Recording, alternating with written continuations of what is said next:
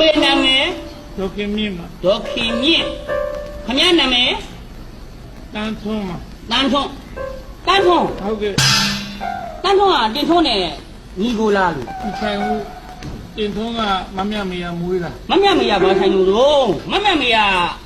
ကုတန်းရင်းနဲ့ကသူကမောင်နှမလी ဟိုမမြမေသမီးတပည့်အသင်းတို့ကိုစမ်းမောင်တို့သိရမလား ကိုစမ်းမောင်တို့စပယ်တင်းတို့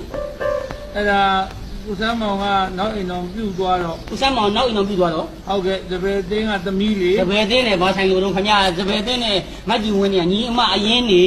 မတ်တီဝင်းကကိုမြတ်စောညမပါဗျာ ဆိုင်ဘူးကိုမြတ်စောဆိုမြတ်စောရဲ့စားတောင်းရဲ့ဟန်ဝင်းရဲ့တင်ဝင်းရဲ့ဆိုတာသူကညီအကိုတေးခင်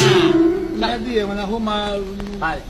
ဟိုယောဂဖြစ်နေတဲ့ခွေးလေးသိတယ်မလား ကိုယောဂဖြစ်နေခွေးလေးလား ဟဲ့ ခွေးလေးနဲ့မောင်လုံးနဲ့ဟွာအဲ့ဒါရိတ်တဲ့တညာနဲ့တွေဒါဟုတ်လိုက်စားတော့ဒီယောဂဖြစ်မှာပေါ့ခွေးလေးတို့မောင်လုံးတို့ဆိုတာကခင်ဗျာ ခိုင်မဟုတ်ဗျာခင်ဗျာလေအုံးမောင်တို့ကြောင်ဝင်းတို့မသိဘူးလား အုံးမောင်နဲ့ကြောင်ဝင်းသိတာပေါ့အမတန်ပတ်စံချီးရဲ့အကောင်ကြီး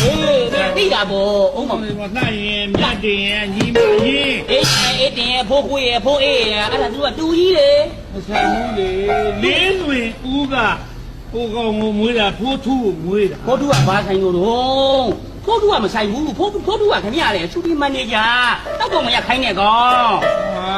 ခင်ဗျာလည်း